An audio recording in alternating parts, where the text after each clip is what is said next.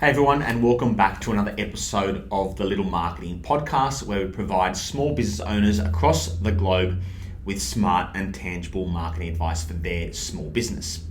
Now, a few months ago, we did a podcast episode around the impact that marketing and positioning has on your profit margins and the impact that it has on making your business more valuable. So today I want to talk about 5 particular behaviors and actions that signify what an expert looks like when it comes to how they position themselves in their marketing, and 5 examples of activities that you can actually take to start to position your business as an expert in your field.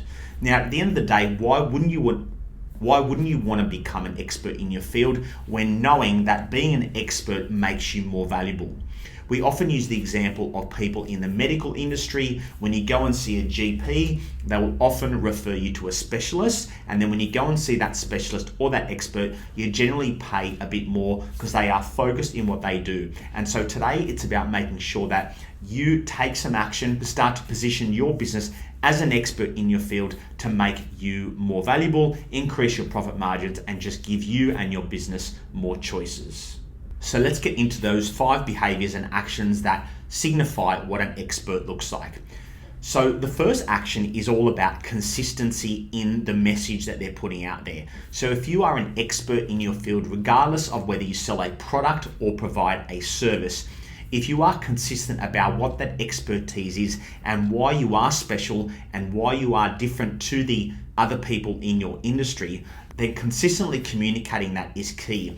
At the end of the day, we live in an over-communicated society, so being consistent in the message that you're putting out there, over time, people are going to start to understand what it is that you do, why you're different, and why they should choose you, and why you really are the expert in your field, again, whether it's a product or a service. So staying true to that consistent message is really key, and being really repetitive.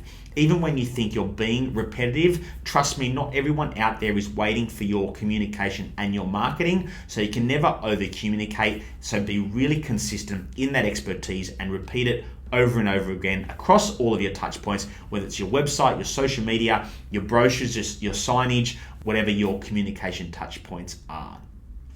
So the second point in terms of behaviors of experts is the consistency in the frequency of the activity that they are putting out there. So if you are regular in the communication and the marketing that you're putting out there, and people start to see over and over again in a highly repetitive way around what you do, and then that message back onto point 1 is really consistent and it's the same message, then it's harder for people to escape what it is that you do and why you're different. And being repetitive allows you and gives you the opportunity to cut through over, say, your competitors who aren't as consistent in their message and who aren't as consistent in the frequency of those message. So the first 2 points, consistency in the message that you're putting out there and consistency in the frequency of communicating that message, will start to really set you up as an expert in what you do.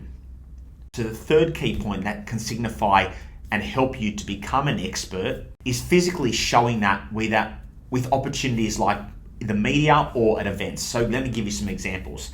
So the world has changed and there are so many online publications that are seeking free information from experts. So depending on what your industry is, look at online publications within your industry who are looking for contributors to write an article. So the article might be 500 words long. So you write that article, you contribute it, you put it to your name and your business, you send it through to the online publication and you ask if they're able to publish it. Chances are, a lot of the time, you're doing them a favor because the journalist, that means by giving them content, means that it's one less article that they need to publish on their website because you have written it for them. So that's a nice example of working within the media. In terms of the event side of things, seek out some speaking opportunities. If you are, for example, a landscaper and you want to speak at a building conference or a home renovation conference, that could be the ideal spot for you to get up and speak. And again, if people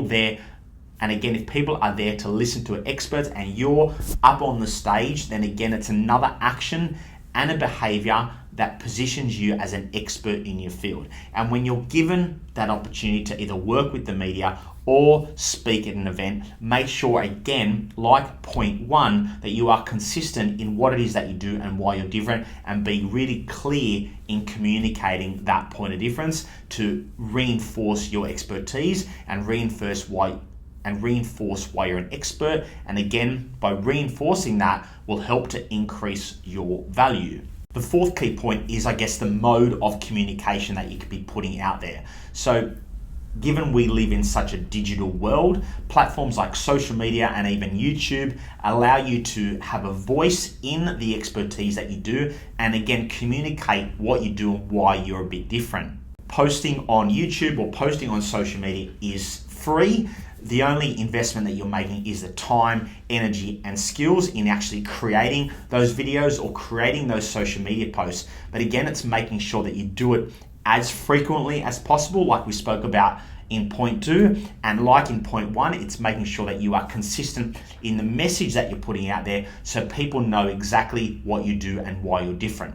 Remember, the positioning yourself as an expert is key because it's about making sure that you are positioning yourself in the minds of your customers that is different to the competition, that eliminates the competition, or where there is the least amount of competition. So if you are consistently communicating that message on social channels or on YouTube channels, and people come across you, or they search for you, or they search for your industry, and you come up as a voice within their industry, then once they watch it, the goal is that if you've been frequent in that communication, that you're going to come up on their feed and they're going to be constantly seeing you communicate, and then start to really position yourself in their minds as an expert. And the fifth and final kind of behavior or action that you can take is what I call a big bang piece. So it's something like writing a book or starting a podcast. Why are these important? Well, by writing a book already signifies some type of expertise, and it's not about just writing the book, but it's making sure that you are communicating to the outside world. And like we spoke about, communicate that consistently,